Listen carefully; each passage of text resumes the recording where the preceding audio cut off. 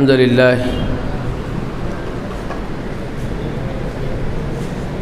والصلاة والسلام علی رسول اللہ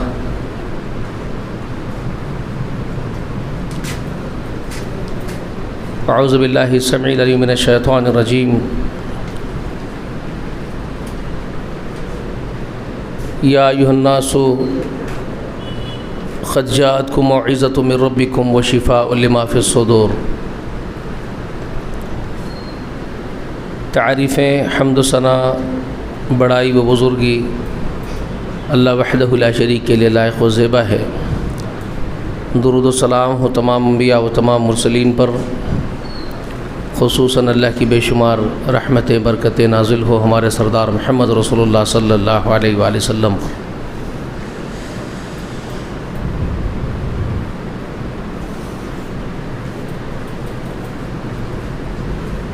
سورہ مائدہ کا نام سورہ مائدہ کیوں ہے جانتے ہیں؟ عربی زبان میں مائدہ دسترخوان کو کہتے ہیں، ٹھیک ہے؟ یہ مدنی صورت ہے اور یہ بھی زمان رسالت کے آخری دور میں نازل ہونے والی سورہ مبارکہ ہے۔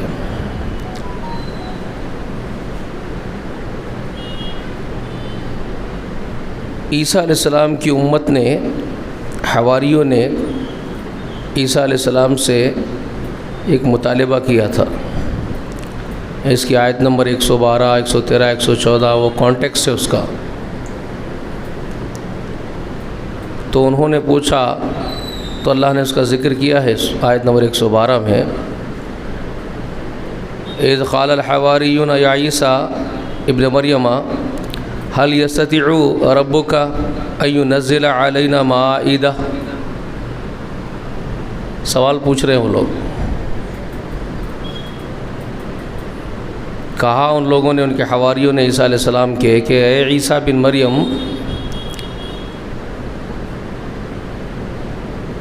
کیا آپ کا رب ایسا کر سکتا ہے کہ ہم پر آسمان سے دسترخوان نازل کرے؟ سوال کرنے کا انداز بھی دیکھیے، محمد رسول اللہ کے صحابہ کا اور دوسرے نبیوں کے حواریوں کا انداز بھی کچھ جدا معلوم ہوتا ہے آپ کو۔ اسی لیے میں کہتا ہوں کہ رسول اللہ کے جو امتی ہے، یعنی جو اس وقت کے صحابہ ہے، مخصوص امتی، پہلی جماعت، وہ تقدیر میں 50,000 برس پہلے جو تقدیریں بنائی گئی اس میں بہت مخصوص بنائے گئے ہیں۔ ان کا ہر انداز نرالا ہے، سب سے ہٹ کر جدا ہے۔ تو خیر، یہ حواری جو عیسیٰ علیہ السلام کے ہیں، ان کی بھی تعریف کی گئی ہے قرآن میں۔ تو یہ لوگ عیسیٰ علیہ السلام سے پوچھ رہے ہیں کہ هل يستطيع ربك ان ينزل علينا مائدة من السماء قال اتقوا اللہ ان کنتم مؤمنین۔ اب عیسیٰ علیہ السلام کا یہ کہنا وہاں پر واجبی تھا کہ انہوں نے کہا کہ اللہ کا تقوی اختیار کرو، اگر تم مومن ہو تو کیا بات کر رہے ہو، تم کو تو ایمان لانی چاہیے ہر چیز پر۔ پھر یہ مائدہ کا طلب کرنا کیا مطلب ہے، دسترخوان آسمان سے؟ تو کہنے لگے قالوا نريد ان نأكل منها وتطمئن قلوبنا ونعلم ان قد صدقتنا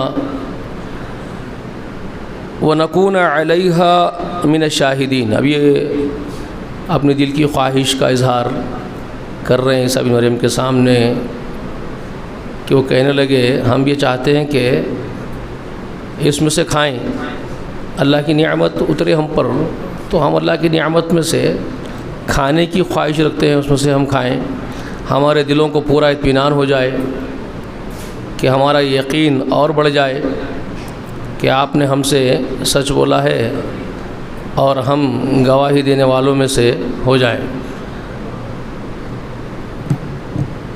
رسول اللہ کے صحابہ ایسے ہی تھے کیا؟ آسمان سے کوئی نشانی آ جائے تو ہم وہ دیکھ لیں گے، پھر اس کے بعد آپ پر ایمان لائیں گے؟ یہ ہے وہ لوگ۔ سمجھ لیجئے کتنا فرق ہے۔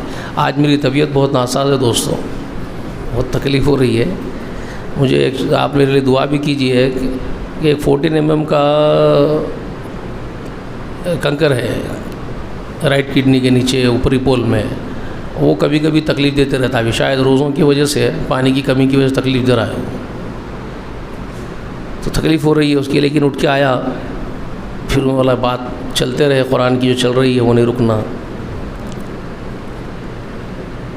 تو بات سمجھ گئے، عیسیٰ علیہ السلام کی حواریوں کا وہ سوال کہ مائدہ اتارنے لگا ہے آسمان سے، آپ کرا ویسا کر سکتا ہو تو کریں تاکہ ہم کو دلی اطمینان پہنچے، ہم مطمئن ہو جائے، اور پھر اس میں سے کچھ کھائے تو پھر ہم اللہ تعالیٰ پر پورا اچھا ایمان بھی لائے، کھائے تو اچھا ایمان بھی لا لیے، یہ ان کی سوچ ہے۔ اور ہمارے صحابہ تھے فاقے کر کے اچھا ایمان لاتے تھے، کئی کئی دن کے فاقے ہوتے تھے۔ اصحاب صفہ کی زندگیاں پڑھو کبھی، ہم لوگ صحابہ کی زندگیاں پڑھتے نہیں، اگر پڑھے تو انقلاب آ جاتا زندگیاں پڑھ کے۔ صحابہ کی سیرت، ان کی زندگیوں کا اگر مطالعہ کریں نا ہم لوگ، ہمارے زندگیوں میں انقلاب آ جاتا۔ اللہ اکبر، اللہ اس جماعت کو بہت اعلیٰ مقام عطا کرے، جنت کی وہ سب نعمتیں اللہ ان کو کھلائے جس پر انہوں نے صبر کیا ہے، بہت صبر کیا وہ صحابہ نے ہمارے۔ تو پھر عیسیٰ بن مریم کہتے ہیں، قال عیسیٰ بن مریم اللہم ربنا انزل علینا مائدۃ من السماء، اب دعا کیے تھے حضرت روح اللہ عیسیٰ علیہ السلام، دعا فرمائیں رب اعلی وعظیم سے، تو یہ جملہ بڑا پیارا ہے، اللہم ربنا۔ آپ دیکھیں ایک دو خاص چیزیں ہیں، اللہ تبارک و تعالی جہاں جہاں پر بھی انبیاء کی دعاؤں کا ذکر فرماتے ہیں، ربنا ظلمنا انفسنا وان لم تغفر لنا وترحمنا لنکونن من الخاسرین، یہ کس کی دعا ہے؟ یہ دعا کس کی ہے؟ آدم حوا کی، ہمارے ماں باپ کی دعا ہے، دونوں کی۔ ربنا ظلمنا انفسنا، یہ دونوں کی دعا ہے۔ ربنا ربنا ربنا انبیاء کی دعاؤں میں آپ کو بار بار ملے گا، اللہ تعالیٰ اس کی دعاؤں کا ذکر جو قرآن مقدس میں کرتے گئے، ربنا ربنا ربنا، اے ہمارے رب، اے ہمارے رب۔ رسول صلی اللہ علیہ وسلم کی دعاؤں میں اکثر آپ دیکھیں گے اللہم اللہم اللہم، اے ہمارے اللہ، اے ہمارے معبود، اے ہمارے معبود۔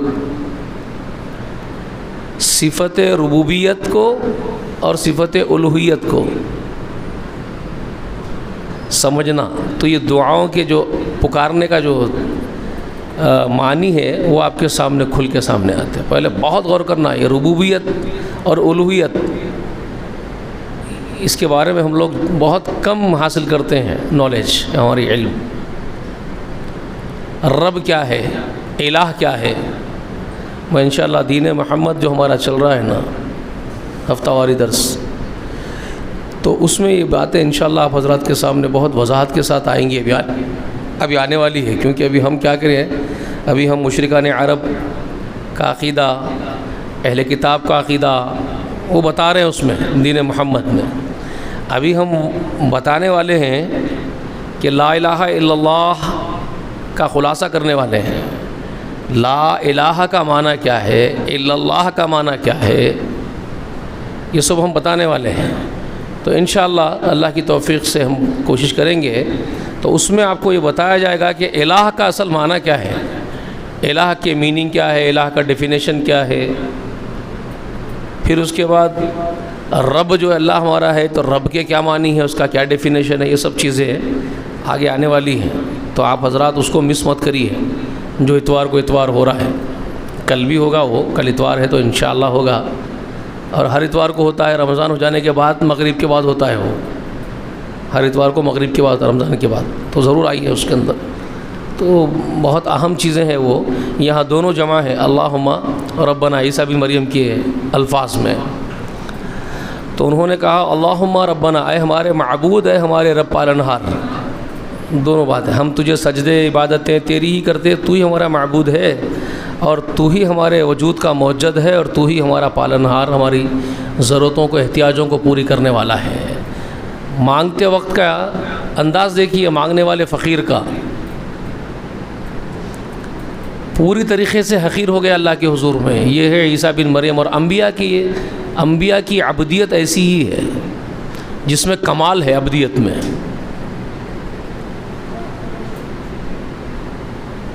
رب کے سامنے مانگنے کا سلیقہ جو انبیاء کو اللہ نے سکھایا اور جو انہوں نے اختیار کیا ہے، اس میں جو بندگی کا کمال ہے وہ کہیں آپ کو نہیں ملے گا۔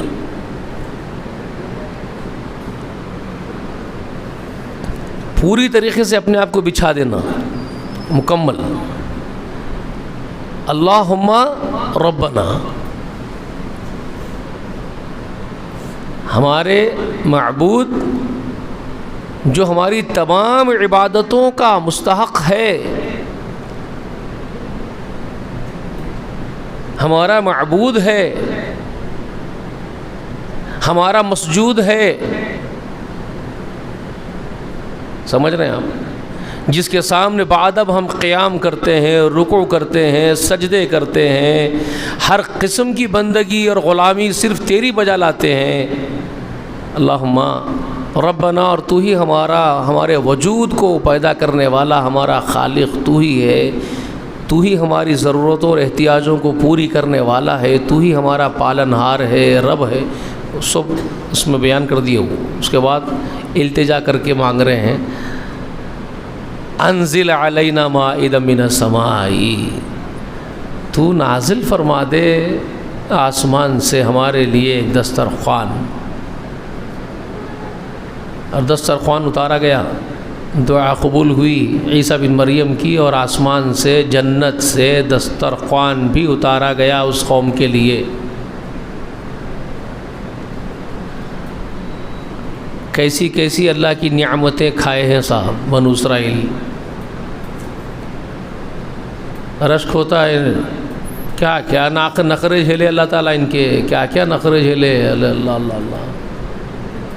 آسمان سے منہ و سلویٰ کھلاتے گئے پرندے، بہترین پرندے بھیجتے تھے موسیٰ علیہ السلام کی قوم کے لیے۔ انہوں دعا کر کے دسترخوان مانگے تو اللہ تعالیٰ دسترخوان اتار دیا آسمان سے، جنت سے، کھاؤ نعمتیں کتنی کھاتے۔ اب یہ واقعہ میں انشاءاللہ کبھی آپ کو سناؤں گا، تو اس کا نام اس وجہ سے سورہ مائدہ کا نام مائدہ ہے، یہ بات آپ کو بتانے کے لیے کوٹ کر دیا۔ اس سورت کے اندر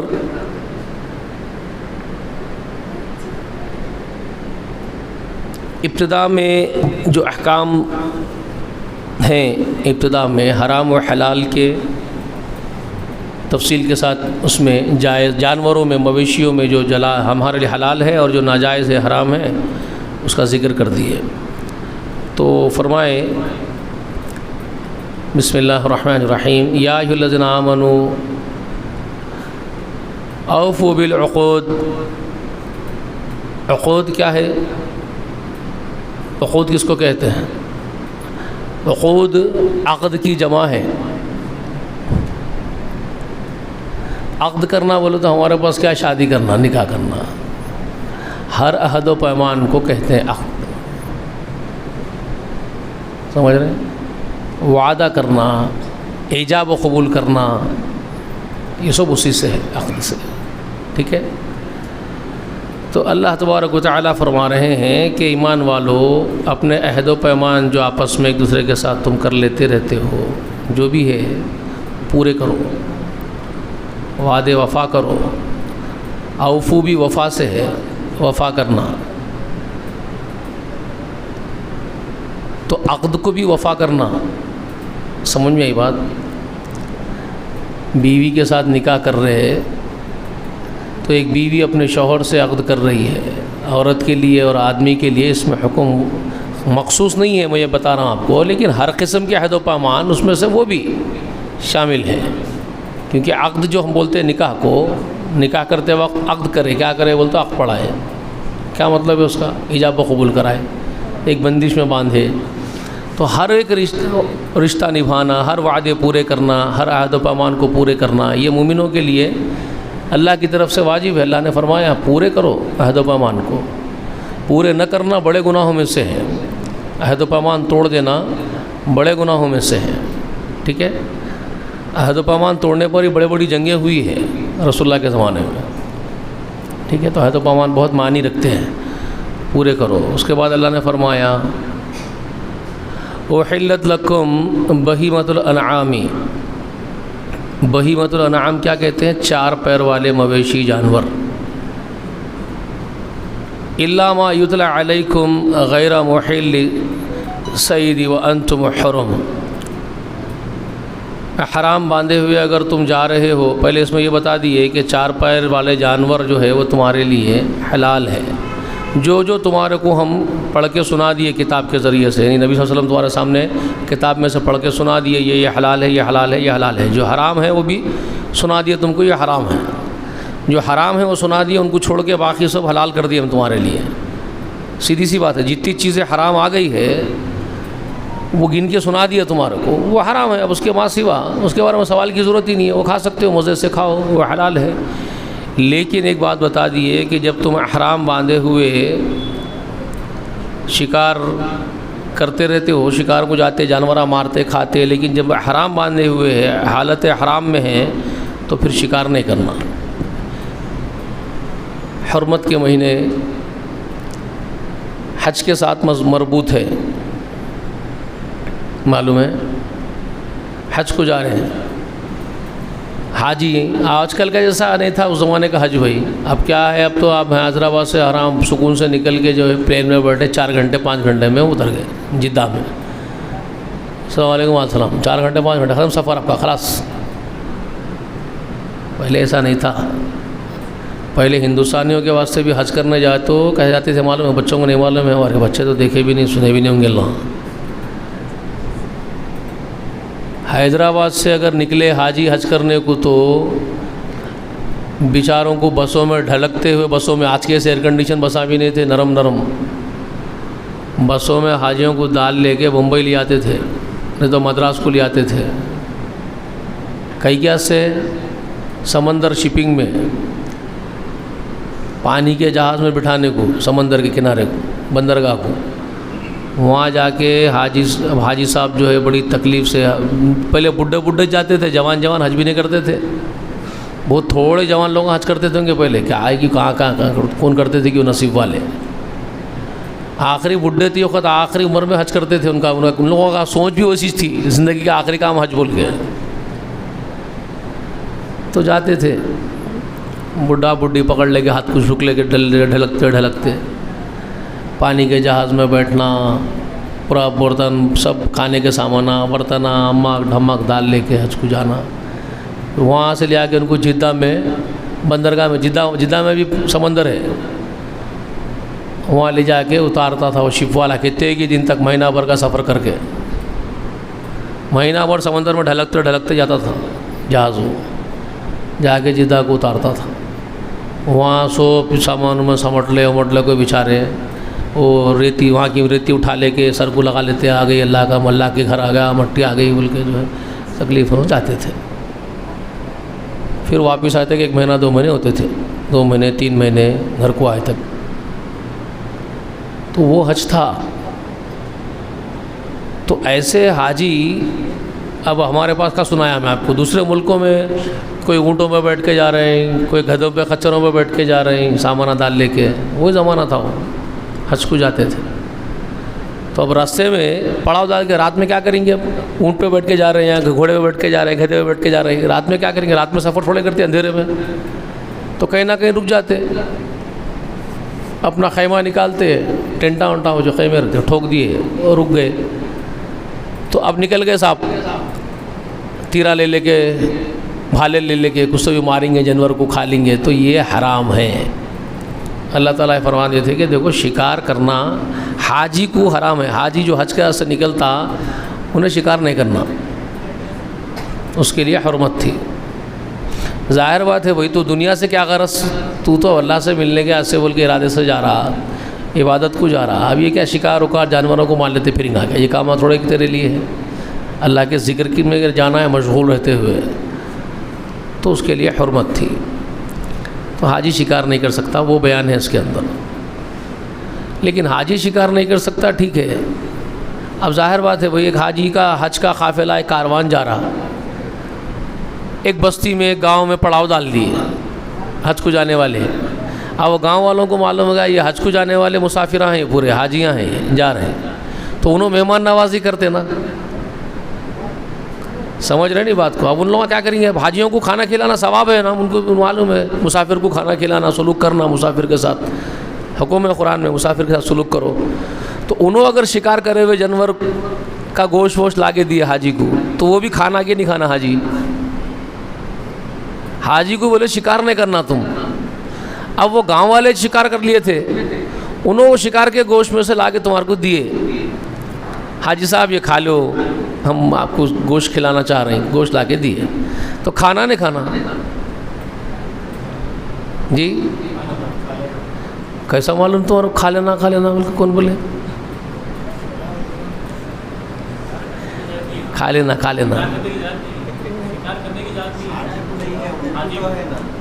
حاجی کو شکار نہیں کرنا بولے.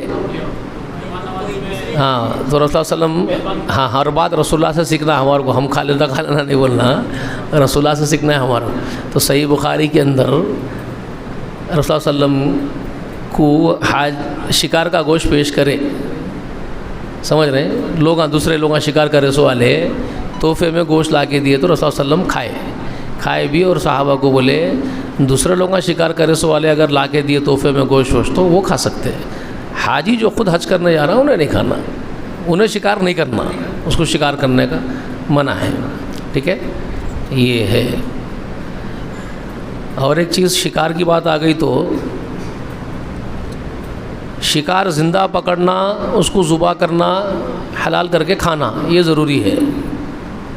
آپ سمندر کا سفر کر لے رہے ہیں, سمندر کے اندر کود کے تو نہیں پکڑ سکتے آپ. سمندر کے اندر زندہ مچھلی پکڑ کے ذبح کرنے کی طاقت ہے کیا آپ کا؟ مچھلی پکڑ سکتے آپ؟ نہیں پکڑ سکتے. تو آپ سمندر میں جا رہے ہیں تو کیا کرنا؟ آپ کے ہاتھوں ذبح کرنا ضروری ہے کیا اس کو؟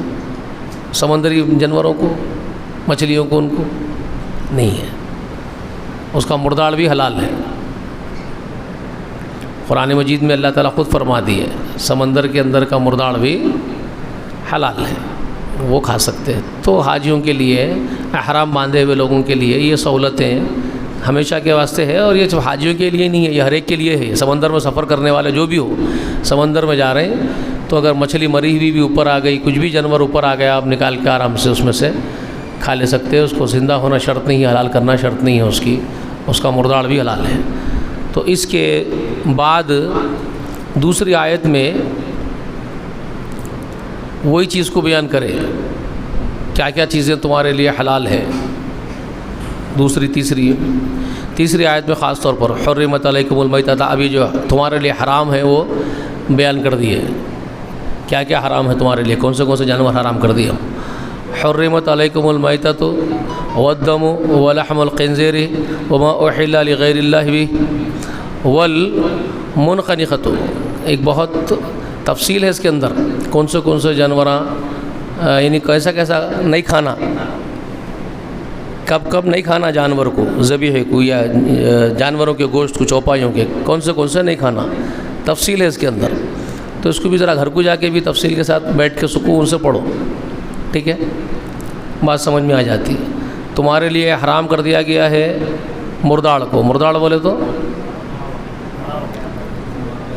مرا ہوا, اس کو موت آ گئی, قدرتی موت آ گئی یا کون سی بھی موت آ گئی, مر گیا سو جانور اب نہیں کھا سکتے. اس لیے میں پہلے سمندر کا ذکر کر دیا, اس کا مر گیا سو بھی کھا سکتے ہیں. اب یہ چوپائے جانوروں کے لیے ہے, نہیں کھا سکتے. گائے ہے, بکری ہے, جو بھی ہے, جو ہم کھاتے سو چیزاں ہیں وہ نہیں کھا سکتے. کون سے نہیں کھانے کے معلوم ہے نا جی. انشاءاللہ تفصیل کل بتاتا ہوں, کل یا پرسوں, آج طبیعت ٹھیک نہیں ہے میری. تو مرداڑ نہیں کھانا. ایک خاص پوائنٹ بتا دے رہا ہوں. آج گھر میں بکری بندھی ہوئی تھی, بکرا بندھا ہوا تھا, مر گا, کھانا جائز ہی ہے نا, بکرا کھا تو سکتے نا, حلال ہے نا بکرا تو. اچھا حلال بولے تو ایک اور واقعہ یاد آ گیا ہمیں. تم لوگوں میں سے کوئی, اب امریکہ کے ویزے بہت کھل جا رہے ہیں, فون نکال دیا انہوں نے ویزے, آؤ خالی آؤ, کچھ بھی نہیں دکھ رہا کرتے. اب پہلے بہت سختی تھی, امریکہ کا ویزا جانا بولے تو ان لوگوں سمجھتے تھے موت کے بعد نئی زندگی مل گئی بول کے. اب نہیں ہے, اب بھرا لے رہا ہے, آ جاؤ. تو بھجنے جا رہی, تو وہاں گیسوں والے بولتے صاحب وہاں پہ حلال کھانے کو ڈھونڈتے پھرتے ہم لوگ, وہاں بہت مسئلہ رہتا. تو ہوٹلوں میں لکھ کے لگاتے کہتے حلال ہے بول کے. حلال ہے بول تو گھس کے کھانا کھا لیتے، مگر وہ حلال کیا ہے کہتے وہ وہاں پہ معلوم ہے آپ کو؟ حلال کی اصطلاح کیا ہے امریکہ میں؟ حلال جو لکھ کے لگا لیتے ہیں، حلال حرام دوئچ. تو حلال کا مطلب یہ ان کے پاس بکرا حلال ہے، کتا حرام ہے، گائے حلال ہے، سمجھ میں یہ بات، سور حرام ہے. یہ اصطلاح ہے ان کے پاس حلال و حرام کی جو پکڑے ہوئے ہوں. تو حلال لکھے تو اس کا مطلب یہ ہے بکرے کا گوشت ہے. اب وہ ذبح کرے نہیں کرے وہ نہیں ہے مسئلہ، وہ نہیں ہے، وہ الگ ہے، وہ الگ پوچھنا کہتے ہیں وہاں. مرغا سے بکرا بھی کھلا دے سکتے آپ کو، حلال ہے بھائی، حلال ہے نا، بکرا حلال ہے بولے حلال کھلا دیے تمہارے کو، ختم ہوا. حرام نہیں کھلا رہے، کتا نہیں کھلا رہے، بلی نہیں کھلا رہے تمہارے کو. تو ایسی اصطلاح ہے ان لوگوں کے پاس امریکہ میں. تو الرٹ، چوکنے رہو، بی الرٹ. اگر کوئی جا رہے نوجوان بچے پڑھنے وڑھنے کو ادھر تو کھانا کھڑے کر لو، پہلے ذبح کرا ہوا ہے کیا پوچھنا. تو میں وشواس سے بتا رہا ہوں بکرا ہے حلال ہے، مگر ذبح نہیں ہے تو حلال ہے، مر گیا تو حرام ہے، جائز نہیں ہے. موت آ گئی اس کو، مر گیا، وہ میتتا. والدم، خون، جانور کو ذبح کرے تو خون نکل کے بہتا، وہ خون جم جاتا، تو وہ خون بھی ناجائز ہے، خون نہیں کھا سکتے آپ. جمع ہوا خون بعض لوگ کھاتے ہیں، انسانوں میں سے معلوم نہیں ہے آپ لوگوں کی بات. وہ جمع ہوا خون بھی جا کے کھاتے، اس کو تلے ولے کے، اس کو کیا کہ ڈال لے کے مسالے وسالے کے بنا کے کھا لیتے، وہ بھی حرام ہے. اور لحم الخنزیر، بد جانور کا گوشت، وہ بھی حرام ہے، پورا کا پورا حرام ہے، نجیس، سراپا نجیس. وما احل لغیر اللہ بھی، اور جو اللہ کے سوا غیر کے لیے ذبح کیا گیا ہو، کسی اور کی خوشنودی کے واسطے لا کے بس مست کھلا کے پتے ہوتے خوب چنی بھوسی سب کھلا کے مستنڈا بنا دیتے، اس کو ترکاریاں بیگنا سب کھلاتے، مستنڈا بنا دیتے، پالتے اس کو اس واسطے کہ ان کے سانپ کے نام پہ کاٹنا ہے، بول کے سانپ کی خوشنودی کے واسطے کاٹنا ہے اس کو.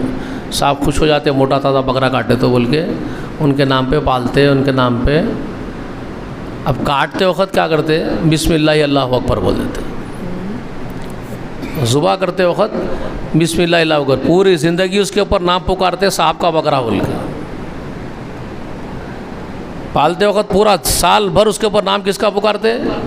ایک صاحب کا پکارتے، ایک صاحب کا بکرا، ایک صاحب کا بکرا. ذبح کرتے وقت بسم اللہ اللہ اکبر، بہت بڑا احسان اللہ پہ کر دیتے، ہم آپ کا نام لے کے کاٹے. کاٹے صاحب کے واسطے، ان کی خوشنودی کو، پالے ان کے نام پہ. کاٹتے وقت آپ کا نام لیے نہیں لیے اللہ میاں،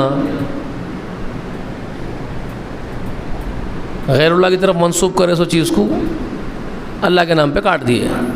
اب لڑتے بھی اللہ کے نام پہ کاٹے، بسم اللہ اللہ اکبر کو ذبح کرے، غیر اللہ کے نام پہ نہیں کاٹے.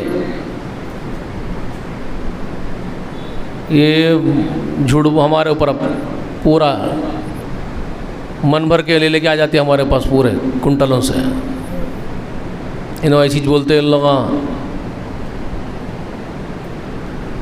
بھائی میرے اب ذرا غور کرو، ایک ایکٹ ہے، میں آپ کو بتا رہا ہوں، ایک ایکٹ ہے، ایک قانون ہے، ایک سکیل ہے قانون کا. اس میں آپ کو سٹیج وائز حرام کیا کیا ہے بیان کر رہے ہیں یہاں پہ. تھوڑا غور کرو، stage wise step by step آپ کو بیان کر رہی ہے، حرام ہے، یہ حرام ہے، یہ حرام ہے. ایک سکیل، ایک ہی قانون میں، ایک ہی آیت میں بیان ہو رہا ہے سب، ٹھیک ہے. تو اس میں ذرا آگے کی وہ بات آپ بھی سن لو، اس کے بعد بول دیتا ہوں آپ کو کون سے چیزیں حرام ہے، اچھے سے سن لو. تم پر حرام کیا گیا ہے مرداڑ کو اور خون کو، خنزیر کے گوشت، اور جس پر اللہ کے سوا دوسرے کا نام پکارا گیا ہو، اور جو گلا گھٹ کے مرا ہو، اور کسی ضرب لگنے سے مرا ہو، یعنی چوٹ لگنے سے، ایکسیڈنٹ ہو گیا، کچھ بھی ہو گیا، ضرب لگنے سے مر گیا. اور جو اونچائی اس کی جگہ سے یعنی پہاڑ پہ سے گر کے مر گیا، گھر پہ سے گر کے مر گیا، ٹیلے پہ سے گر کے مر گیا، اونچائی سے گر کے مر گیا ہو، اور جسے درندوں نے پھاڑ گیا ہو، یعنی کتے پکڑ لیے، چیتا پکڑ لیا، بور بچہ پکڑ لیا، پھاڑ دیا، تو انہیں اگر پھاڑ دیا انہیں مر گیا تو حلال ہے، لیکن اگر انہیں پھاڑتے وقت تم دیکھ لیے جا کے اس سے کھینچ لے کہ تم ذبح کر لیے اس کو اللہ اکبر کے، تو وہ جائز ہے، تم ذبح کر لی تو جائز نہیں، کتا ہی پھاڑ دیا یا بھیڑیا ہی پھاڑ دیا تو پھر وہ حرام ہے تمہارے لیے، وہ نہیں کھا سکتے، ٹھیک ہے۔ یہ ساری چیزیں بیان کر دی ہے، اور ایک بہت عظیم چیز ہے وہ بھی ذرا سن لو،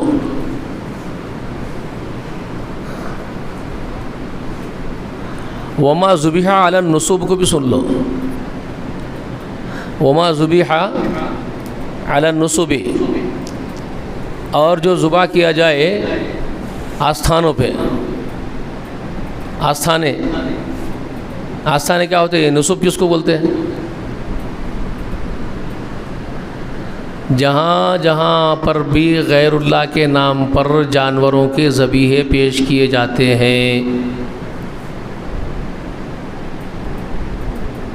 بلی دی جاتی ہے، نذر کی جاتی ہے، نیاز کی جاتی ہے، یہ سب نصب ہے۔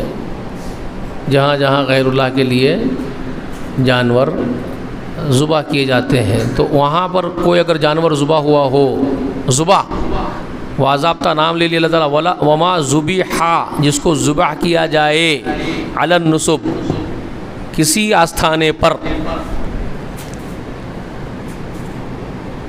سمجھ میں آئی بات؟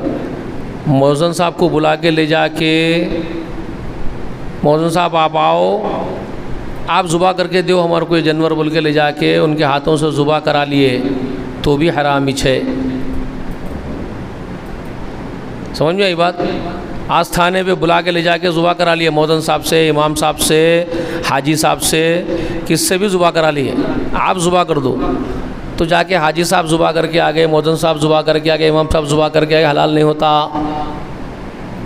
اللہ فرما دے رہے ہیں بھائی سورہ مائدہ کی یہ آیت نمبر 3 میں، اور جو آستھانوں پر ذبح کیا جائے وہ بھی حرام ہے، حلال نہیں ہے، یہ سب چیزیں۔ اور پھر اس کے ساتھ ساتھ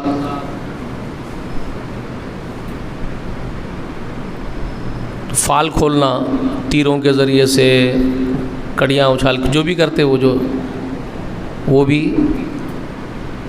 ازلام بازی بھی جو ہے اسلام میں جائز نہیں ہے، وہ بھی حرام ہے۔ یہ سب چیزوں کو اللہ تعالیٰ اس میں بیان کر دی ہے۔ اب میں جو اسکیل بتا رہا ہوں آپ کو حرام کا، وہ ذرا سن لو۔ مرداڑ حرام، مرداڑ بولے تو مرا ہوا۔ اب ایک بکرے کو پکڑ لیں گے اپن، بکرا بندھا ہوا کسی کے گھر میں، مر گیا، اگر نہیں مرتا آپ ذبح کر لیتے تو حلال تھا، انہیں مر گیا اس وجہ سے حرام ہو گیا۔ اب حرام ہو گیا سو بکرے کو آپ بسم اللہ اللہ اکبر بول کے ذبح کر لیتے کیا؟ اگر کر لیے تم، چلو قیاس کریے، اجتہاد کرے تم، ارے کیا مر گیا، بسم اللہ اللہ اکبر بول کے ذبح، گلا کاٹ دیں گے اس کا اپن، کیا ہوتا؟ حلال ہو جاتا، انہیں ہو جاتا کیا؟ کیوں نہیں ہوتا صاحب؟ تو مر گیا تو حرام بول کے کون بولے؟ اللہ بولے نا، کلیئر نا، اللہ بولے نا، حرام بول کے اللہ بول دیا نا، تو اب انہیں حلال نہیں ہوتا نا، نہیں ہوتا نا۔ خون اللہ ہی بول دیا نا، حرام بول کے، اس پہ اللہ کا نام لے کے کھائے تو بھی حلال نہیں ہوتا نا۔ وہ لحم الخنزیر، خنزیر کا پورا گوشت حرام، اگر کوئی بولیں گے نہیں اس کے اوپر بھی بسم اللہ اللہ بول کے پڑھ لیے تو کیا ہوتا؟ حلال ہو جاتا کیا؟ نہیں ہوتا نا۔ کیوں نہیں ہوتا؟ اللہ تعالیٰ اس کو حرام بول دیا نا۔ تو پھر غیر اللہ کی طرف منسوب کرے کسی جانور کو تو اس کو بھی حرام بول کے اللہ بول دیا نا، تو اس کے اوپر اللہ کا نام لے کے اللہ اکبر ذبح کر دیا تو ہو جاتا کیا؟ پھر یہاں ایک ہی کام کر رہے ملے، پوچھو نا اس کو، اس پہ کیوں لڑ رہا؟ سال بھر غیر اللہ کا نام پکارا اس کے اوپر، لایا خرید کے وہ نیت سے بازار کو جا کے صاحب کے خوشنودی کے واسطے لا رہا ہوں، صاحب کی نیاز کرنا ہے میرے کو، صاحب کو خوش کرنا ہے میرے کو، جانور خرید کے لایا، انہیں تو جب سوچ لیا صاحب کے واسطے ہے بلکہ غیر اللہ کی طرف منسوب کر دیا اس کو، انہیں حرام ہو گیا قرآن کی روح سے۔ اللہ نے خود بول دیا یہاں پہ وما اہل بہ لغیر اللہ، جو غیر اللہ کے لیے ہے وہ حرام ہے، تو غیر اللہ کے لیے لایا خوشنودی کے لیے، وہ خود حرام ہو گیا۔ اب اس کو لا کے بسم اللہ اللہ اکبر 100 بار پڑھا، 1000 بار پڑھا بھی تو کہیں کو حلال ہوتا انہیں؟ اگر ہو رہا تو پھر سور کو بھی ہو جانا تیرے حساب سے، مردار بھی ہو جانا تیرے حساب سے۔ بات سمجھ میں آئی؟ جو وہ کام کر رہا اس کو جائز اور حلال سمجھ لے رہا، ذبح ہو جا رہا سمجھ لے رہا، اللہ کا نام لے رہا ہوں میں بول کے سوچ رہا، تو پھر مردار پہ بھی لے لے، سور پہ بھی لے لے، نہیں لے سکتا نا؟ تو پھر اس پہ بھی وہی چیز کرنا، بابا کیوں لے رہا؟ ایک ہی اسکیل ہے، ایک ہی قانون ہے نا، ایک ہی آیت میں پورے حرمت کو بیان کر رہے ہیں نا، کیا بول کے بیان کر رہے ہیں؟ حرمت علیکم بول رہے نا، حرمت علیکم بول کے، تمہارے لیے جو حرام کر دیا وہ یہ ہے، تو یہ حرام کی فہرست میں اس کو بھی بیان کر دیا نا، فہرست میں چنا انہیں، حرام کی لسٹ میں چنا فہرست میں، تو وہ فہرست سے اس کو بازو کر کے اس کو الگ کر رہا اکیلے کو۔ بات سمجھ میں آئی؟ تو یہ تفصیل سب آپ گھروں میں جائیے تفسیر پڑھیے، مگر اس کے اندر یہ آیت کے اندر ایک چیز ہے کہ اللہ تعالیٰ اس میں ایک خبر دی ہے، الیوم یئس الذین کفروا من دینکم فلا تخشوہم واخشونی بول کے۔ یہ کب نازل ہوئی اس کے بارے میں محققین لکھتے ہیں اور مفسرین وغیرہ کا قول یہی ہے کہ حج وداع کے دن، حجۃ الوداع، جب رسول صلی اللہ علیہ وسلم کا آخری پہلا ایک ہی حج رسول اللہ کا زندگی کا، تو عرفات میں آپ علیہ الصلوۃ والسلام خطبہ ارشاد فرما رہے تھے، اس وقت یہ نازل ہوئی آیت کریمہ، تیسری آیت کریمہ سورہ مائدہ کی۔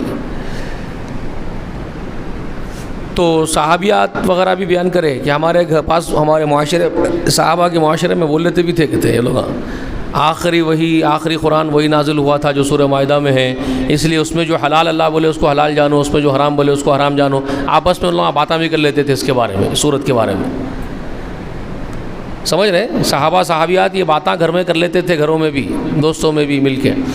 سورہ مائدہ آخری ہے وہ سورت، وہ نازل ہوئی سو، حالانکہ سورت آخری نہیں ہے، وہ سورت نصر آخری ہے پوری سورت کے اعتبار سے، لیکن آیتوں کے اعتبار سے، وحی کے اعتبار سے یہ آخری وحی ہے، یہ مفسر لکھے ہیں۔ تو اس کے بارے میں باتیں کر لیتے تھے وہ لوگ کہ وہ آخری نازل ہونے والی ہے، اس میں جو حلال ہے اس کو حلال جانو، اس میں جو حرام ہے اس کو حرام جانو، آپس میں بول لیتے تھے۔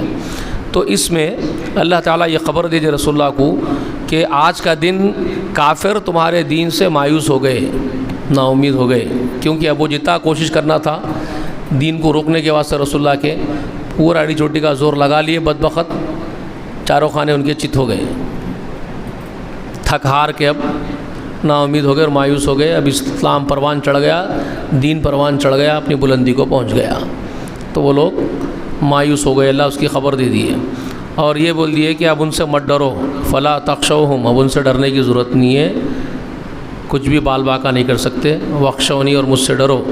اس کے بعد فرمائے الیوم اکملت لکم دینکم واتممت علیکم نعمتی ورضیت لکم الاسلام دینا۔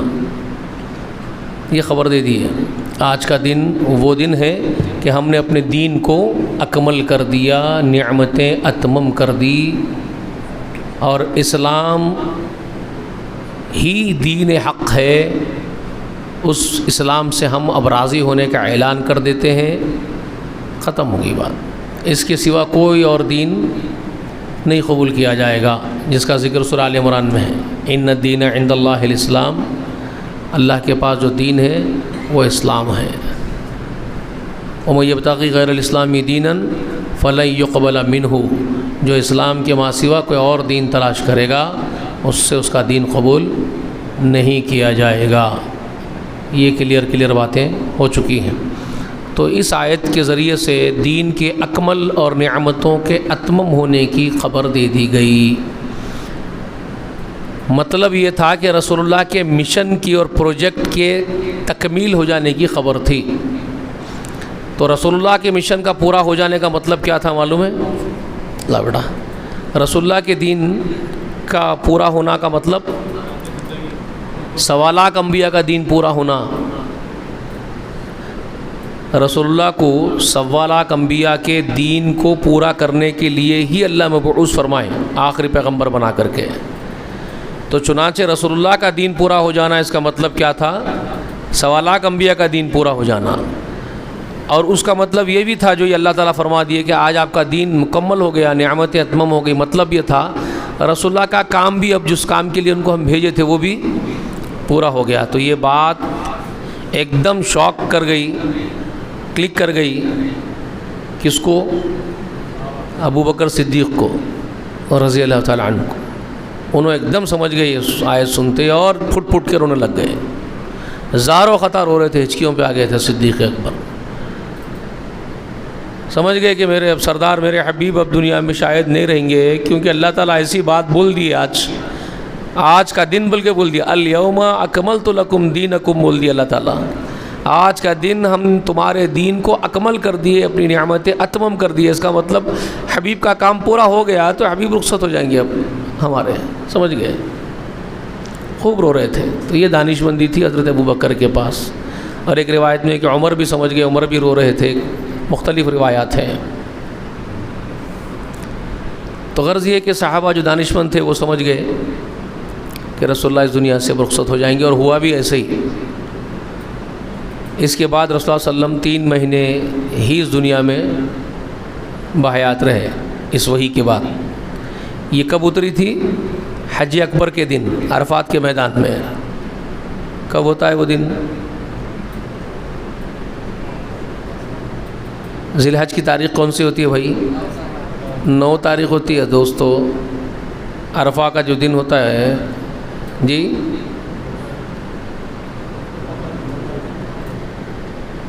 یوم العرفہ کا روزہ رکھتے کب رکھتے ہیں؟ ہاں 9 کو کیوں رکھتے ہیں بھائی؟ 9-10 کا، کہ وہ تو عاشورے کی بات کر رہے ہیں آپ. 9-10 عاشورے کی بات کر رہے ہیں آپ. میں عرفہ کی بات کر رہا ہوں. 10 کو روزہ رکھ لیں گے کہیں؟ حرام ہے 10 کے دن روزہ رکھنا. 10 عید کا دن ہے، عید الاضحیٰ ہے. عید الاضحیٰ کو، عید الفطر کو روزہ رکھنا حرام ہے، منع ہے. ٹھیک ہے؟ تو 9 تاریخ کو روزہ رکھتے ہیں نا روزہ. اب یہ ہندوستان میں ایک نیا فتنہ چالو ہو گیا. حاجی عرفات میں جمع ہوئے جب روزہ رکھنا کہتے ہیں. چل رہا ہے بھائی ہمارے پاس، آپ کو شاید معلوم ہے کہ نہیں معلوم ہے کہ بھائی باہر سے آئے ہمارے. جس دن حاجی عرفات میں جمع ہے ہمارے پاس 8 تاریخ رہتی ہو. ہم ایک دن پیچھے ہیں نا. ہندوستان پاکستان ایک دن پیچھے ہے تاریخ چاند کے حساب سے. تو ہمارے پاس ایک چل رہا. اب وہ چاند کی تاریخ کچھ بھی رہو، وہاں حرم میں حاجی جمع ہو گئے، روزہ اس دن رکھنا ہے. تو ہمارے پاس بھی 9 کو روزہ رکھ رہے ہیں. یہاں بھی یہاں 8 کو رکھ لے رہے ہیں، 9 کو نہیں رکھ رہے ہیں. یہاں کی ہمارے 9 کو نہیں رکھ رہے ہیں. ہمارے پاس کی 8 کو رکھ لے رہے ہیں، 9 بنا دے رہے اس کو. وہ چلتے رہتے تماشے. اب اس کو اپن کتاب بولیں گے. تو بہرحال میں یہ بتا رہا ہوں کہ اس دن یہ وحی نازل ہوئی جس دن رسول اللہ صلی اللہ علیہ وسلم عرفہ کے میدان میں تھے، میدان عرفات میں. ٹھیک ہے؟ تو وہ 9 تاریخ تھی ذی الحج کی. اس کے بعد آپ صلی اللہ علیہ وسلم ذی الحج کا مہینہ گیا، 21-20 دن گئے. پھر محرم کے 30 دن گئے. ٹھیک ہے؟ محرم سفر 2 مہینے یعنی 60 دن، اور 20 دن یہ ذی الحج کے 80 دن، اور پھر 12 دن وہ ربیع الاول کے 12 دن، 92 دن. 90 پہ 2 یا 90 دن، 3 مہینے. ٹھیک ہے؟ 29 دن آ گئے تو مہینوں کے 90 ہو جاتے. ٹھیک ہے؟ 90 دن. 3 مہینے آپ علیہ الصلوۃ والسلام اس دنیا میں بحیات رہے اس وحی کے نزول کے بعد. یہ آخری وحی ہے. سمجھ میں آئی بات؟ یاد رہتا نا سورہ مائدہ کی یہ 3ری آیت آخری وحی ہے رسول اللہ پہ اترنے والی. عرفات کے دن نازل ہوئی. اس کے بعد 3 مہینے رسول اللہ اس زندگی میں دنیا میں رہے بحیات. اس کے بعد دنیا فانی کو چھوڑ کے عالم ابد کی طرف اللہ تعالیٰ انتقال کر دیا، آپ کا منتقل ہو گیا. آپ انک میتون، اللہ نے فرمایا انک میتون وانہم میتون. سورہ زمر میں اللہ تعالیٰ کا فرمان ہے میرے نبی آپ کو بھی موت آئے گی اور یہ سبھی مرنے والے ہی ہیں جو آپ سے جھگڑ رہے ہیں، کوئی بھی نہیں بچے گا اس میں سے۔ تو موت ہر ایک کو آنی ہے۔ سورہ آل عمران میں اللہ تعالیٰ فرما چکے ہیں کل نفس ذائقۃ الموت، ہر ایک نفس کو موت کا ذائقہ، موت کا مزہ چکھنا ہی ہے، کوئی بچنے والا نہیں ہے اس سے، ہر ایک کو آئے گی۔ تو ہمارے آقا علیہ الصلوۃ والسلام کو بھی موت آنی تھی مقدر میں۔ وہ آپ صلی اللہ علیہ وسلم مادر رحم سے آمینہ کے بطن سے اللہ نے آپ کو پیدا فرمایا، آپ حضرت آمینہ کی کوکھ سے پیدا ہوئے اس دنیا میں۔ جس طرح اللہ تعالیٰ دوسری مخلوقات پیدا فرماتے ہیں اپنے سب، ویسے ہی افضل المخلوق کو، افضل الخلق کو اللہ تعالیٰ نے، جو خلق افضل ہے سب سے پوری خلق میں اللہ کے رسول، ان کو بھی اللہ اسی قانون کے تحت پیدا فرمایا، مادر رحم سے پیدا ہوئے۔ بچپن، جوانی، ادھیڑ عمر، بڑھاپا رسول اللہ بھی دیکھے، سب کچھ جو دنیا میں جھیلنا ہے مصیبتیں وہ رسول اللہ جھیلے۔ رسول اللہ کو بھی تکلیفیں ہوئی، بھوک لگتی تو کھانا کھانا پڑتا تھا، پیاس لگتی تو پانی پینا پڑتا تھا۔ رسول اللہ کو بھی بخار آیا، رسول اللہ کو بھی تکلیف ہوئی، رسول اللہ کو بھی مار لگا تو زخم ہوئے، خون بہہ کے نکل گیا، بے ہوش ہو گئے، دندان مبارک شہید ہو گئے آپ کے دانت احد کی جنگ میں۔ ساری تکلیفیں آپ جھیلے ہیں۔ جس طرح قانون اللہ نے بنایا مخلوق کے لیے، آپ بھی اسی کے تحت تھے، اس سے کچھ بری نہیں تھے، اس سے کچھ الگ نہیں تھے۔ تو اسی طرح سے جس طرح مادر رحم سے پیدا ہونا ہے اور مرنا ہے اور جا کر کے اللہ کی تدفین ہونی ہے، وہ سب کچھ ہوا ہے۔ ہمارے آقا علیہ الصلوۃ والسلام کا بھی جنازہ لوگ پڑھ کے گئے، نماز جنازہ پڑھے لوگ آ کے ایک کے پیچھے ایک، انفرادی پڑھتے تھے، اجتماعی کوئی جماعت رسول اللہ کے لیے نہیں ہوئی، کیونکہ کون کریں گا؟ کون اتنا بڑا ہے جو کھڑے ہو کے رسول اللہ کے لیے اللہ تعالیٰ سے مغفرت مانگیں گا؟ کون اتنا بڑا تھا امت میں سے؟ ہر فرد اپنے اپنے حساب سے آ رہا تھا، پڑھ رہا تھا، جا رہا تھا۔ اس کے بعد آپ صلی اللہ علیہ وسلم کو سپرد لحد کر دیا گیا، تدفین ہوئی، مشورہ ہوا، سب ایک دوسرے کو بول لیے کہاں دفن کریں گے، کہاں کریں گے، بہت بڑا مشورہ ہوا۔ پھر اس کے بعد صدیق اکبر بولے کہ میں رسول اللہ سے ہی سنا تھا یہ بات کہ انبیاء جس جگہ انتقال کر جاتے ہیں اسی جگہ ان کی تدفین ہوتی ہے ان کی۔ تو جب انتقال ہوا تو حجرے میں تھے ہی آپ صلی اللہ علیہ وسلم، حضرت عائشہ کے گود میں تھے، تو وہ سب طے کر لیے کہ پھر جس طرح رسول اللہ خود فرمائے کہ انبیاء جس جگہ پر فوت ہوتے ہیں اسی جگہ تدفین ان کی عمل میں لاتے ہیں، تو پھر جہاں آپ کی وفات ہوئی وہیں تدفین کریں گے، وہیں گڑھا کھودے، قبر کھودے وہیں پر۔ پھر وہیں پر آپ صلی اللہ علیہ وسلم کی تدفین عمل میں آئی ہے۔ آپ کے جسد اطہر کو، پاک جسم کو پاک مٹی کے اندر رکھا گیا ہے۔ قیامت تک آپ آرام کریں گے اس مٹی میں انشاءاللہ۔ کسی مٹی کی مجال نہیں ہے کہ میرے آقا کے جسم کو بوسیدہ بھی کر دیں، کھا بھی لے۔ یہ ہمارا عقیدہ ہے، ہمارا ایمان ہے، ہمارا عقیدہ ہے کہ جسم کوئی عام جسم نہیں ہے، اس کو مٹی نہیں کھائے گی انشاءاللہ۔ اللہ کے رسول نے خود فرمایا ہے انبیاء کے جسم کو، اللہ والوں کے جسم کو مٹی نہیں کھاتی ہے، وہ گلاتی نہیں ہے، سڑاتی نہیں ہے۔ تو آپ علیہ الصلوۃ والسلام تو پھر سب خلق میں سب سے افضل ترین خلقت ہے، تو آپ دلہن کی نیند سو رہے ہوں گے انشاءاللہ، بڑے آرام سے ہوں گے، ہمارا پورا عقیدہ ہے۔ آپ برزخ میں بہت اطمینان سے اللہ کے یہاں ہوں گے، اللہ کی خاص نگرانی میں ہوں گے انشاءاللہ۔ قیامت کے دن آپ علیہ الصلوۃ والسلام اللہ کے حضور بڑے بلند مقام کے ساتھ اٹھیں گے، اور آپ کے مقام محمود آپ کو اللہ تعالیٰ عطا فرمائے گا، جو سب سے بلند مقام ہوگا تعریفوں والا، وہ آپ کے لیے مخصوص اللہ نے وعدہ کیا ہے، اللہ آپ کو وہ عطا کرے گا۔ پھر آپ اس مقام سے ہمارے لیے سفارش بھی کریں گے، ہماری شفاعت بھی کریں گے، ہمارا یقین ہے۔ اسی لیے ہم دعا کرتے ہیں ہمارے آقا کے لیے۔ ہر نماز میں جب اذان سنتے ہیں آپ، ہر اذان کے وقت کیا بولتے ہیں آپ؟ اللہم رب هذه الدعوة التامة والصلاة قائمة آت محمد الوسیلة والفضیلة وبعثه مقام محمود الذی وعدته۔ ہم دعا کرتے ہیں، اور ہمارا عقیدہ یہ بھی ہے ورزقنا شفاعت یوم القیامہ، کہ ہمارے لیے آپ کی شفاعت بھی ہماری رزق بنا دے، ہماری روزی بنا دے، اللہ ہمارے مقدر کر دے، آمین یا رب العالمین۔ تو یہ آخری آیت، اس میں دین کے اکمل ہونے کی خبر اللہ نے دے دی۔ اب یہاں ایک بات یاد رکھ لو، دین اکمل کس کے ذریعے کروایا؟ رسول اللہ کے ذریعے اکمل ہو گیا، نعمتیں اتمم ہو گئی۔ جب دین رسول اللہ اکمل کر دیے، اللہ تعالیٰ کر دیے رسول اللہ کے ذریعے دین اکمل، اس کے 3 مہینے بعد رسول اللہ دنیا سے رخصت ہو گئے۔ اب دین میں کوئی چیز نکالی جا سکتی ہے کیا؟ آپ لاجیکلی بول لو، اب آپ اچھے عقل سے سوچو، اچھے لوگ ہیں نا، اچھے اللہ والے، اللہ کے رسول کے محبوب لوگ ہیں نا، اگر تو اچھے سے سوچو، جب میرے آقا کا رتبہ اور مقام ہے، یہ کسی ایبئی شے کا مقام نہیں ہے۔ سوالاک انبیاء کا دین پورا کرنا یہ رسول اللہ کا منصب ہے، اللہ کر دیا ان کے ذریعے سے، دین اکمل ہو گیا۔ سوالاک نبیوں کا دین کا پروجیکٹ رسول اللہ اکمل کر دیے اپنے زندگی میں، نعمتیں اللہ اتمم فرما دیے آپ کے ذریعے سے۔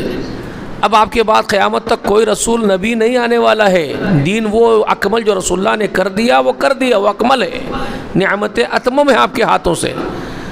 اب کوئی اگر یہ بولے کہ اب اس دین میں بدعت حسنہ بھی نکالنا چاہیے، ایک بدعت، ایک ایجاد، بدعت کا مطلب کیا ہوتا ہے؟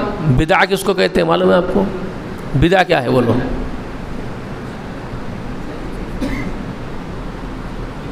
کیف بدع الوحی، ایک باب ہے امام بخاری کا، امام بخاری اپنی کتاب میں ایک باب باندھتے ہیں، کیف بدع الوحی، کیسے بدعہ ہوئی وحی کی۔ بدعہ کا مطلب ابتدا، شروعات، کیسے وحی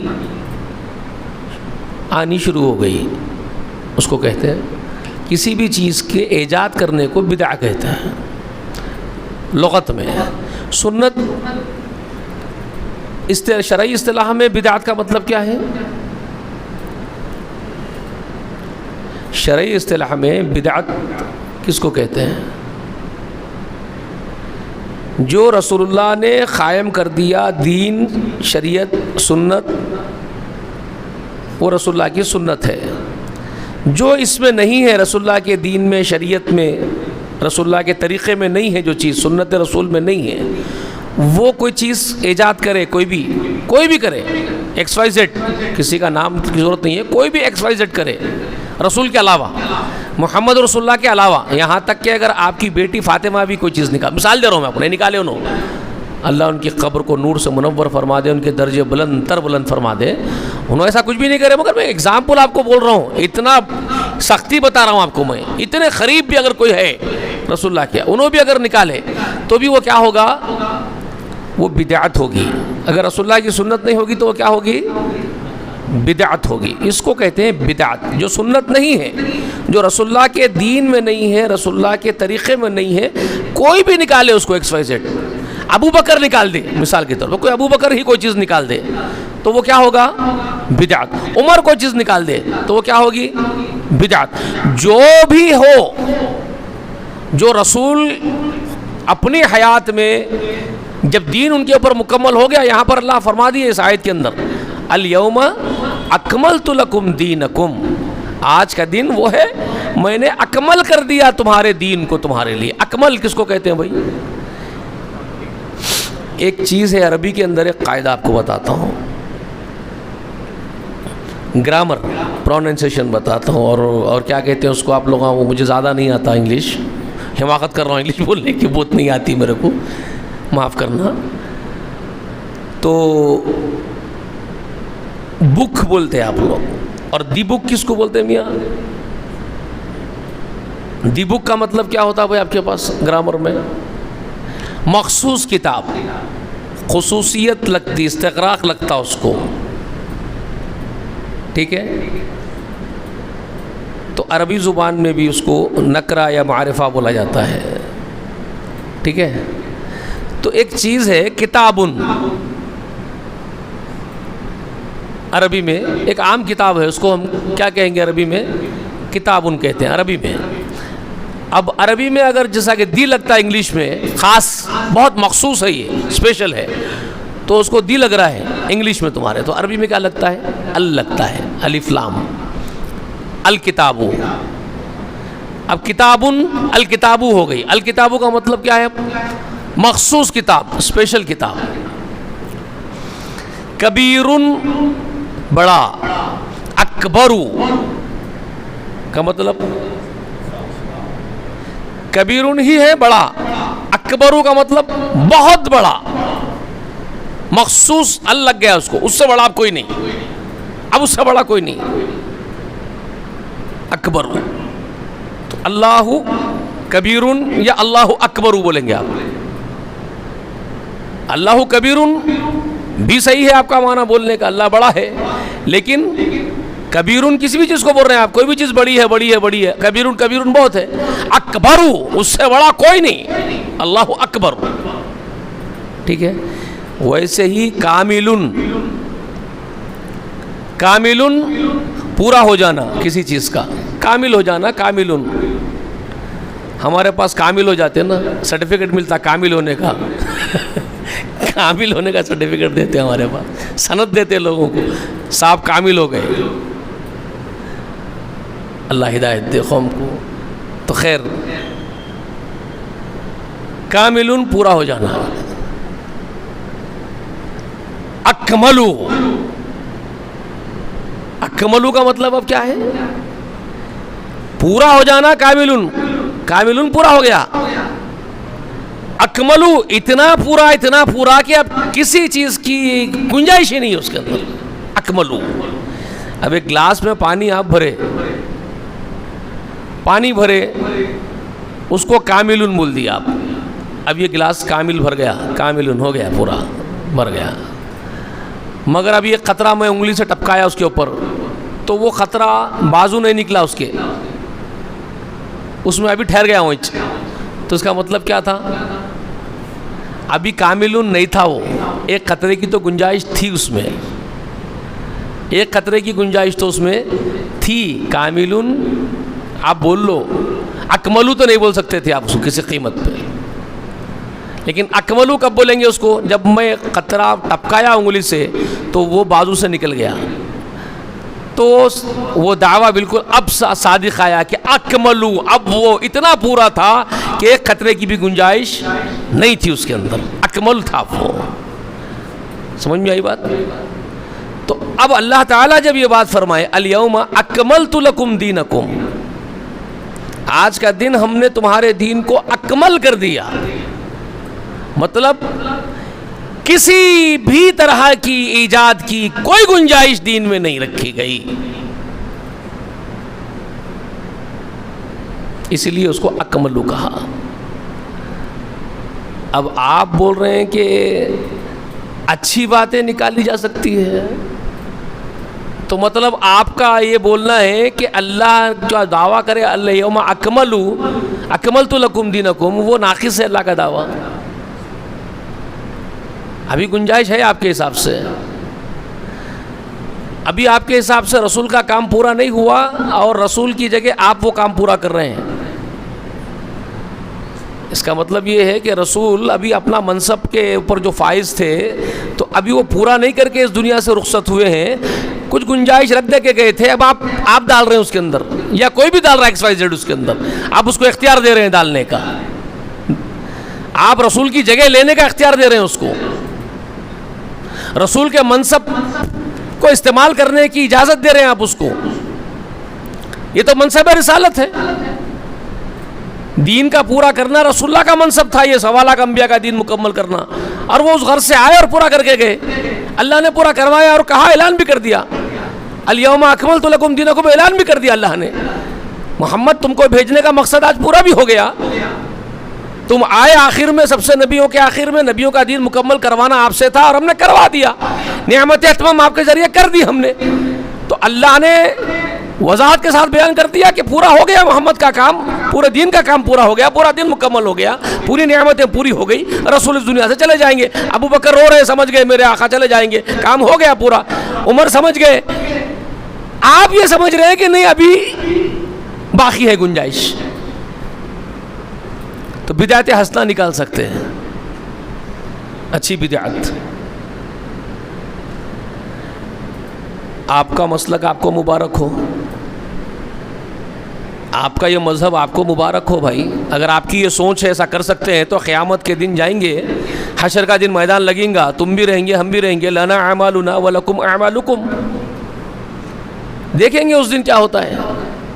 ہمارا تو یہ ایمان ہے کہ ہمارے آقا محمد رسول اللہ سارے نبیوں کے بعد دین کو اکمل کرنے کے لیے ہی آئے ہیں.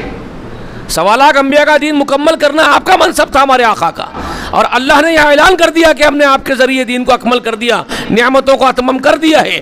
تو ہماری تو اتنی ہمت نہیں ہے کہ ہم یہ بولے کہ کسی کے لیے گنجائش باقی ہے اس دین میں. ہم تو کہتے ہیں کہ دین مکمل ہو گیا ہے ہمارے آقا کے ذریعے سے.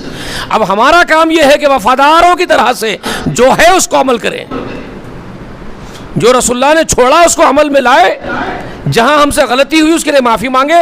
ہمارا اتنا ہی کام ہے. ہم کون ہوتے ہیں کہ اس میں ایجاد کرے کوئی چیز کو, کمی کرے زیادتی کرے؟ ہم کو اس کا اختیار نہیں ہے, نہ کمی کرنے کا نہ زیادتی کرنے کا. ہمارا یہ عقیدہ ہے.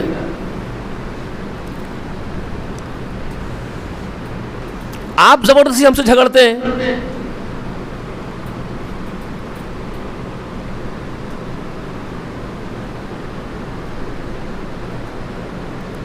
خود بھی کر رہے ہیں اور ہم سے بھی کروانا چاہتے ہیں. وہ غداری جو آپ کر رہے ہیں, جو رسول کو آخری نبی ماننے تیار نہیں ہے آپ, مطلب وہی ہوا نا آپ کا. خاتم النبیین کا معنی کیا ہے معلوم ہے آپ کو؟ وہ بیچارہ ڈاکٹر اسرار احمد مر گئے, وہ بھی بول کے گئے تھے یہ بات. اب وہ مر گئے تو ان کو اللہ معاف کرے, ہم تو دعا کرتے ہیں ہر ایک کے لیے معافی کی. اچھی بات بھی بول کے گئے. وہ یہ بات بولے تھے خاتم النبیین کا معنی کیا ہے بولے تھے, وہ جو سورہ اسراء میں, سورہ بنی اسرائیل میں اللہ تعالیٰ نے فرمایا نا, اللہ تعالیٰ وما محمد ابا احد من رجالکم ولکن رسول اللہ وخاتم النبیین والی جو آیت ہے سورہ بنی اسرائیل کی, وہ پڑھ کے وہ سنا کے وہ بولے تھے اسرار احمد, مجھے یاد ہے.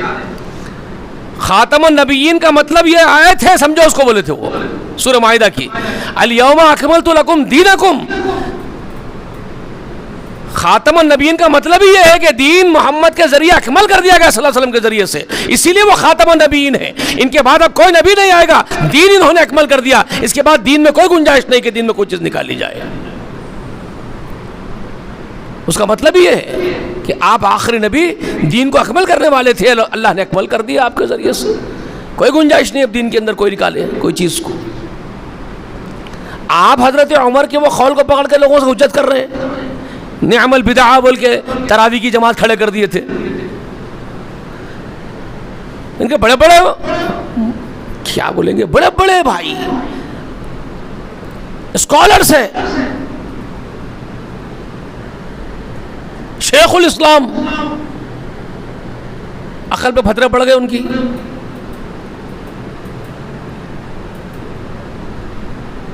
امام بخاری پر کلام کر رہے ہیں.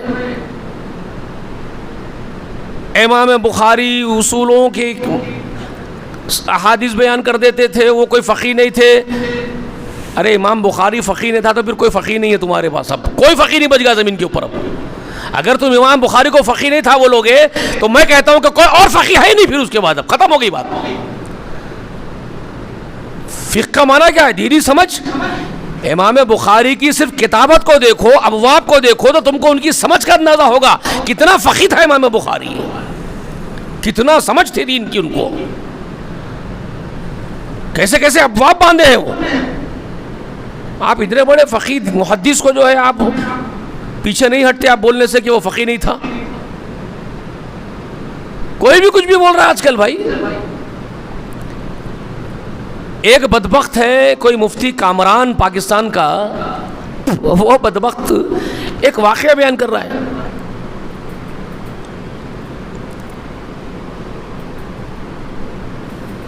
امام بخاری کو وہ اپنی عقل سے بھی کمتر بتانے کی کوشش کر رہا ہے. وہ وقت بہت ہو گیا, 11:05 ہو گئے. میں سمجھتا ہوں یہ واقعہ میں کل سناؤں تم لوگوں کو شروع میں, درس شروع ہونے سے پہلے.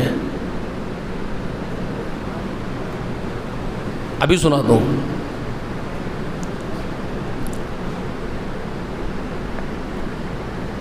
سنا دیتا ہوں. وہ کہتا ہے کہ امام بخاری کے جو صحیح بخاری کتاب لکھے اس میں سب صحیح حدیثیں نہیں ہیں. بعض احادیث اس کے اندر ایسی بھی ہے جس کے اندر جو ہے نکارت ہے. اس کے لیے ایگزامپل کے لیے وہ ایک روایت پیش کر رہا ہے. روایت کیا ہے؟ وہ امام بخاری کا ایک باب ہے, انصار کے مناقب کو بیان کرے، مناقب الانصار امام بخاری، اس میں ایک روایت پیش کرے کہ ایک تابعی کا حوالہ انہوں نے امام بخاری نے اس کے اندر دیا، کسی صحابی کا ذکر نہیں کیے، ایک تابعی کا ذکر کیا.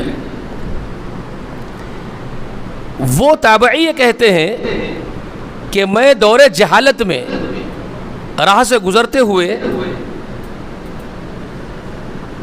گزرا تو چند بندر جمع تھے، اور ایک بندریا کو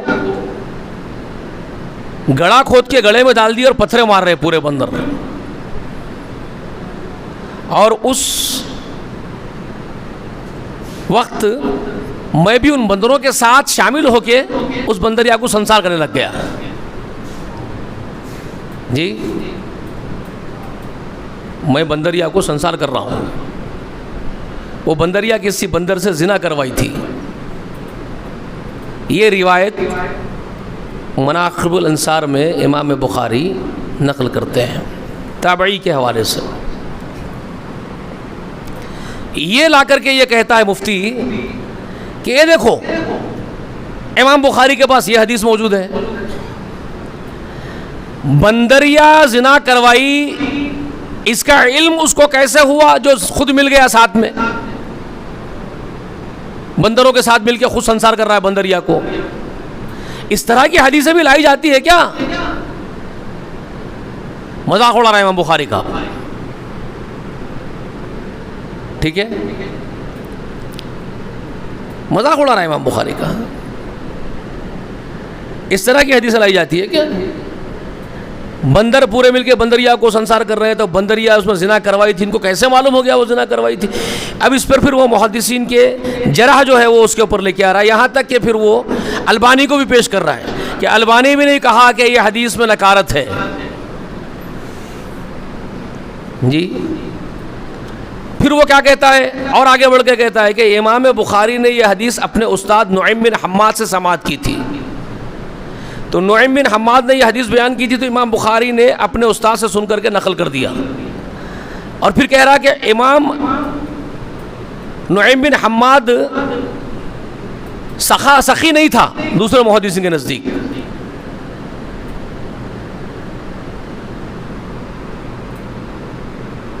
یہ سب چیزاں آن لائن یوٹیوب کے اوپر گیسٹ کر رہے ہیں اس کے. ذرا آپ مجھے یہ بولو، یہ سب نے واقعہ جو سنایا اس سے آپ کے دماغ میں کیا بات آئی؟ واقعی امام بخاری اتنے کم دماغ آدمی تھے کیا؟ ایسی روایت لا کے ڈال دی ہے لوگوں کے سامنے. آپ کے ذہن میں آ رہی نہیں آ رہی یہ بات؟ یہ کیا کرے امام بخاری؟ واقعی ایک بندریا کو جو ہے بندرہ پورے سنسار کر رہے ہیں گڑے میں ڈال کے، انہیں زنا کرائی کہتے ہیں، انہوں حدیث لا کے رکھ دیے ہیں کتاب میں، صحیح بخاری میں.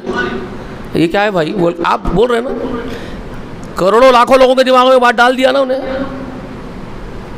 اور پھر یہ بھی ڈال دیا کہ امام بخاری اپنے استاد سے سماعت کرے نعیم بن حماد سے، اور وہ نعیم بن حماد دوسرے محدثین کے نزدیک میں جو ہے کمزور تھا، سخا راوی نہیں تھا، وہ اس سے سماعت کرے اور ڈال دیے. تو مطلب امام بخاری جس سے علم حاصل کرے اس کے شاگرد ہے نعیم بن حماد کے امام بخاری، تو ان کا استاد ہی ایسا ہے تو انہوں کیا ہے؟ کیا پیش کر دیا امام بخاری کو نے؟ امام بخاری کو ڈیگریڈ کر دیا نا. ارے وہ اس قابل نہیں ہے بھائی کہ ان کو اتنا بڑا مرتبہ دیا جائے. ان کے استاد خود دیوانے، ان دیوانے استاد کے دیوانے شاگرد یہ حدیثیں بھی لے کے آئے. انہوں یہی بتانا چاہ رہا نا انہیں آپ کو. کوئی اٹھا اتنے اپنے آپ کو اہل الحدیث بولتے ہیں، فلاں بولتے ہیں، میں اب تک ڈھونڈ رہا ہوں کوئی ایک اٹھے اس کے اوپر یہ بات کرے، اس کے اوپر یہ کیا بول رہا ہے انہیں. کوئی نہیں.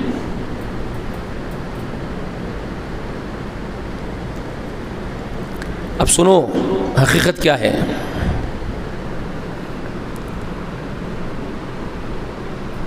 حقیقت یہ ہے کہ امام بخاری رحمۃ اللہ علیہ انصار کے مناقب بیان کر رہے ہیں. باب وہی ہے ان کا مناقب انصار کے مناقب.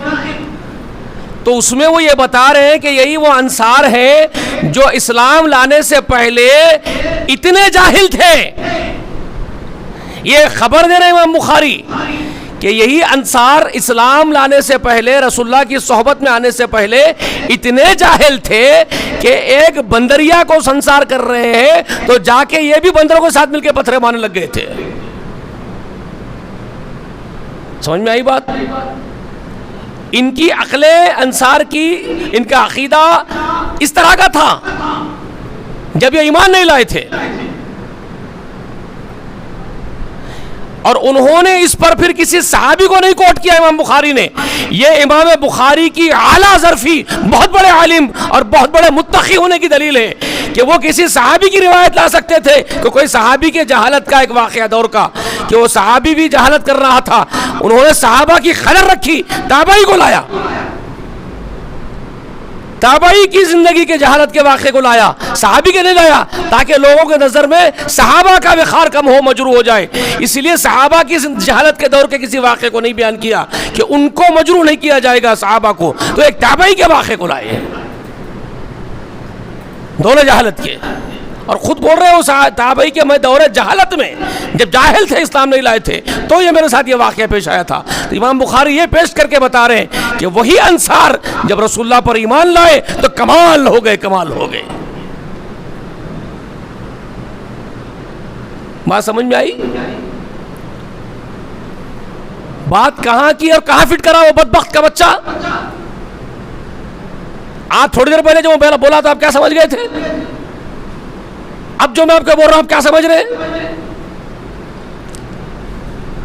یہ میں الٹ اپ نہیں بول رہا ہوں، اسی باب میں اسی حدیث کے بعد ایک اور حدیث اسی سے جڑی ہوئی امام بخاری نقل کر رہے ہیں کہ دور جہالت کے عادتوں میں سے، اطواروں میں سے یہ تھا کہ ذات پات کا، حسب نسب کا تانا دیتے تھے جاہل عرب، ستاروں سے فال لیتے تھے. یہ امام بخاری اس میں بیان کر رہے ہیں اس کے بعد والی حدیث میں. تو امام بخاری کیا بتا رہے ہیں اسٹیپ بائی اسٹیپ؟ کہ دور جہالت میں نقص تھا ان کے عقیدوں میں، ان کی سوچ میں، ان کی عقلوں میں. جب ایمان آ گیا تو ان کو کمال ہو گئے. یہ لوگ رسول اللہ نے ان کو کمال کر دیا، اللہ نے ان کو توفیق دے دی، تو یہ بدل گئے. یہ بندروں کے ساتھ بندر بن کے سنسار کرتے تھے، لیکن آج یہ کمال کے دانشمند اور فقی بن گئے انصار. یہ بتا رہے امام بخاری، اور تو امام بخاری کو ناقص عقل بتا رہا، کمبخت کے بچے. تو مفتی ہے ذلیل، تو شیطان ہے. تو امام بخاری جیسے عظیم شخصیت کو مجروح کرا لوگوں کے سامنے، اور امام بخاری کے استاد کو حقیر بتا رہا ہے، نعیم بن حماد کو. یہ ہے لوگوں کو معلوم نہیں نوجوانوں کو کیا آ رہا دنیا میں.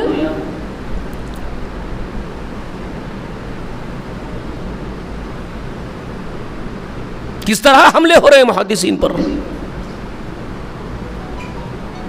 اور یہ حملے محدثین پر اسی لیے کر رہے ہیں بدبخت یہ کہ احادیث کمزور ہو جائیں، مشکوک ہو جائیں، لوگ احادیث سے ہٹ جائیں شبہ کر کے اس میں، پھر وہ قرآن کو بدلنے میں آسانی سے بدل سکتے ہیں حدیث سے جب ہٹ جائے تو. یہ ان کا منشا ہے. سمجھ رہے ہیں باتوں کو؟ تو دین اکمل ہو گیا، رسول اللہ صلی اللہ علیہ وسلم اکمل کر چکے، اب کسی بھی بدعت کی گنجائش نہیں ہے، کسی کے لیے نہیں ہے. تو امام بخاری کے اندر سے وہ لینا ہے حضرت عمر کی روایت، بدعت حسنہ قرار دینا تراویح کی نماز کو، اور ان کے بڑے بڑے ملے بیٹھ کر کے جو امام بخاری کے اوپر جو کلام کرنا، یہ سب انہی کے ساتھ کے ہے پورے. یہ مفتی کامران اکیلا ہی نہیں ہے، ان میں سب مجرمین ہیں یہ پورے. امام بخاری نے باضابطہ رمضان میں قیام اللیل کا باب باندھ کر کے تفصیل کے ساتھ اسٹیپ بائی اسٹیپ روایات بیان کی ہے. وہ ان کی فقہ ہے، ان کی دینی سمجھ ہے. وہ انشاءاللہ کبھی قیام اللیل کی بات آ جائے یا تاخرات میں ہم کبھی قدر کی بات کریں گے تو انشاءاللہ میں وہ بھی آپ کے سامنے رکھ دوں گا ان کا باب. تو آج یہ بتا رہا تھا کہ دین اکمل ہو گیا، نعمت اتمم ہو گئی رسول اللہ کے ذریعے سے. اب کسی کے لیے کوئی گنجائش نہیں ہے کہ دین میں کوئی نئی چیز نکالی جائے. جو دین رسول اللہ نے پیش کر دیا، چوں چرا کیے بغیر، اگر مگر کیے بغیر اس پر عمل کرنا، جتنا ہو سکے استطاعت بھر عمل کرنا، جہاں نہیں ہو پایا وہاں استغفار کرنا، توبہ استغفار کرنا، اللہ سے معافی مانگنا، دنیا سے رخصت ہو جانا، حماقت نہیں کرنا کوئی چیز کے نکالنے کی، ورنہ غارت ہو جاتے ہیں. ٹھیک ہے، اللہ سے دعا ہے کہ اللہ تبارک و تعالیٰ کہنے سے سننے سے زیادہ عمل کرنے کی توفیق عنایت فرمائے. آمین. وآخر دعوانا الحمد للہ رب العالمین. السلام علیکم.